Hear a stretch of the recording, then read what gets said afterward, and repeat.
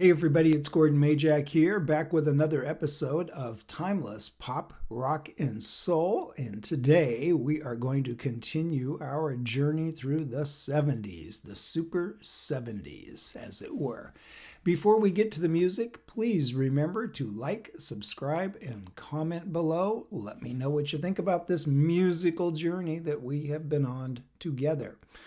Okay, now we are hanging out here in the 70s and we're going to be here for a while. This is just our second song here in this little set we started the other day, you may remember, with Out in the Country by Three Dog Night. There was a great one from 1970.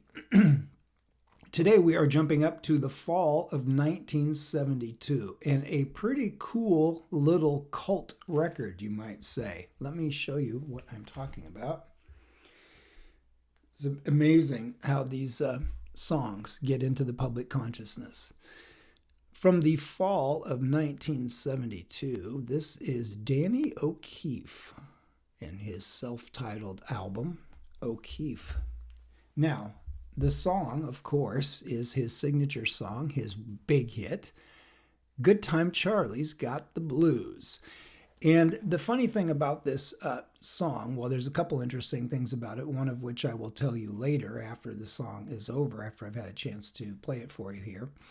But one of the interesting things about this is it really goes to show, yet again, as if we needed any more evidence, just how eclectic and how diverse the pop music scene was back there in the 1970s. It's really pretty crazy when you think of all of the records, all of the types of records that became hits in the 70s. It's really everything you can imagine musically, everything all over the spectrum. And for a song like this, which as you'll hear in a few minutes, for a song like this to get all the way up to the top 10 on the pop chart. Danny O'Keefe took this one up to number 9 on the pop chart, number 5 on the adult contemporary chart. And for a song like this to go that far on the chart really shows you that there was, back in the 70s, the whole mentality of the music business, well, not only the music business, but the music culture and the music scene in general, there was just so much more of an open-mindedness to different types of material. And a song like this that could sneak through there and get all the way up into the top 10 and actually end up being a million seller really goes to hammer that point home, that in the 70s, the rules were different. And if you wrote a song that connected with people, that got inside people's heads, in any number of different ways, it could be a hit. And that means everything from hard rock to novelty records and comedy records to acoustic, what you might call acoustic folk music, similar to this, pop, soul, disco. There's jazz stuff on the charts in the 70s. It's all over the place. And it's really just such a cool thing. And it's, of course, one of the reasons why I love the 70s so much. Anyway, obviously, the big reason is because that's when I grew up and came of age personally and musically. And so there's just so much stuff in the 70s. I mean, I actually thought about, and I'll tell you more about this a couple videos forward from now. Because there's going to be a song coming up here in a few videos where I'm going to tell a little bit of a backstory. But I almost thought about, when I did this channel, just confining it to the 70s, because there is just so much great material. And I could drill down so deep on some of these 70s artists and 70s albums and things like that. I really debated whether to just cap it at the 70s and keep it there. But my own musical history sort of got the best of me, simply because there is so much music from the 60s and the 80s and the 90s and beyond that I love so much that I just don't think I could limit myself to the 70s, but I sure thought about it. So Danny O'Keefe, born up here in Spokane, Washington back in the day, and I swear to God, I'd like to ask Danny, I'm pretty sure maybe someone out there in the viewing audience knows the answer to this, but boy, this song sure sounds like he was writing it about my old hometown of Seattle. Because as you'll hear, these lyrics, he's got to be talking about Seattle. I know he's a Northwest native, obviously born in Spokane. For some reason, I seem to recall that he lived up here on one of the islands at some point, maybe Bainbridge Island or Whidbey Island or somewhere, one of the islands out here in Puget Sound. So Danny O'Keefe, it sure feels like, listen when you hear these lyrics, it sure feels like he's talking about this place and what it can do to you, if you catch my drift weather-wise, right? From the fall of 1972, this is Danny O'Keefe and Good Time Charlie's Got the Blues.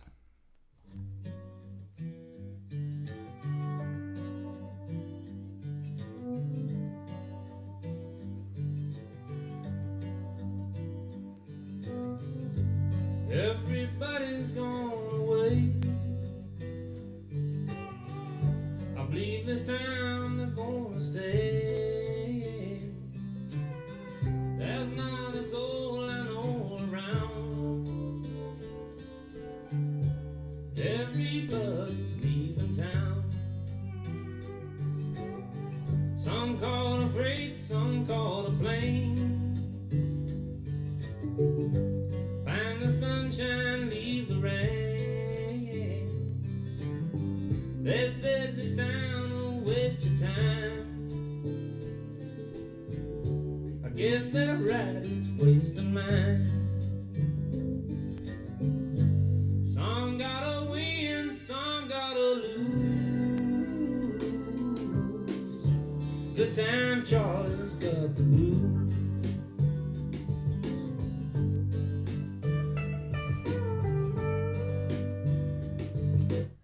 Pause it here just for a second because the song is so short that I got to jump in here super fast. Danny O'Keefe, of course, this is his signature song and his one big hit as a solo artist, but he did manage to write songs that other people recorded, everybody from Elvis to Dwight Yoakam, and perhaps most famously, he wrote the song The Road, which appeared on that big Jackson Browne hit album, Running on Empty, back there in the 70s. So Danny O'Keefe did make his mark on the music business back then, even if he didn't have so many hits on his own, under his own name.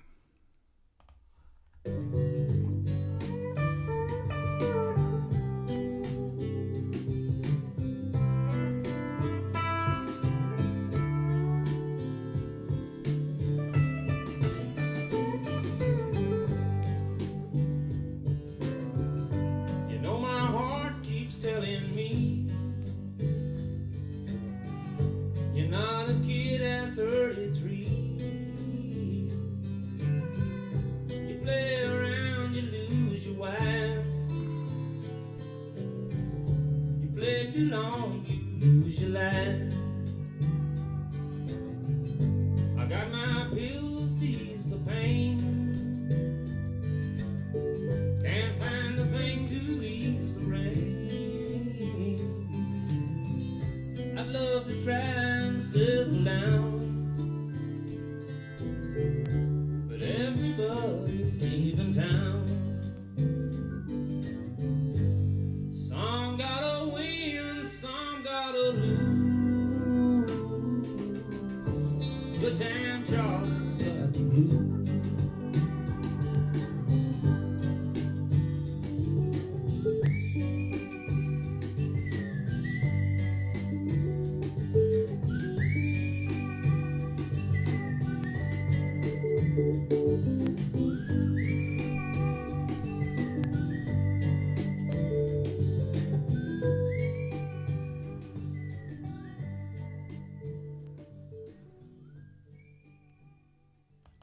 Pretty soulful little backing track there for Danny O'Keefe, if you ask me. Some funky little Fender Rhodes piano there. I was getting off on that.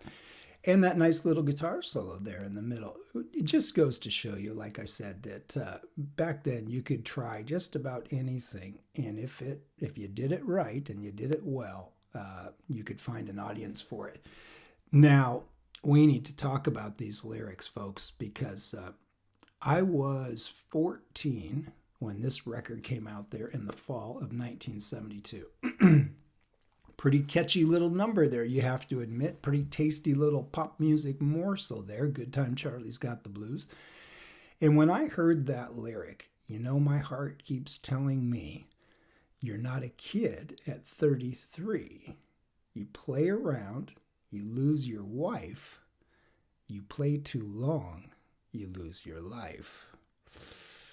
Now, when I heard that when I was 14, you're not a kid at 33, I thought, like everyone else, that's a million miles off in the future. I don't have to worry about anything like that. 33, okay, Grandpa, whatever. Fast forward a few years there, 1991, when I was 33, and heard this song, heard it in a little bit different way, having been 33 and realizing having lived through some of what he was talking about and singing about. When I heard it then, when I was 33, kind of swallowed hard there. Gulp. Oh, I see what he means. Okay. Fast forward now that I'm 63, and those words, oh my goodness, what happened to the last 30 years? I thought it was dramatic enough jumping from 14 when the song came out to 33 when I turned 33 and heard the song again. But now at 63, oh boy, there's a whole lot of bittersweet heartache and everything else in there. And boy, do I ever know what Danny O'Keefe was talking about. And I'm sure I wasn't the only one that noticed that message. And that, folks, is one of the ingredients that makes some of these great songs truly timeless. You have to be able to, it's that ability to relate to something on a personal level. And who would have known? How would little Gordy Majak have known back there when he was 14 when this record came out? The weight, the impact that lyric would have all those years later. And that's how you write a million selling record, folks. You put something in there that touches people's soul and that moves their heart and that speaks to them and their lives and their circumstances. And that stuff will never get old. Danny O'Keefe from the fall of 1972, and I swear he is singing about Seattle. Yeah, I got my pills to ease the pain, can't find a damn thing to ease the rain. And boy, isn't that the truth here lately. Good Time Charlie's Got the Blues from the fall of 1972, a million-selling record, and dang it, good job, Danny O'Keefe. He deserved it. What a song. And again, just underlines how cool the 70s were, that a song like this could come flying in there under the radar and make it all the way up into the top 10, top 5 on the adult contemporary chart. And coincidentally, as it turned out, the next song coming up here is going to be something that was on the charts concurrently with Danny O'Keefe's Good Time Charlie Got the Blues. This is just about a month later that this next one came out. Don't miss it. You're not going to want to miss it. It's classic 70s. It's timeless, baby. See you in the next one. Come on now.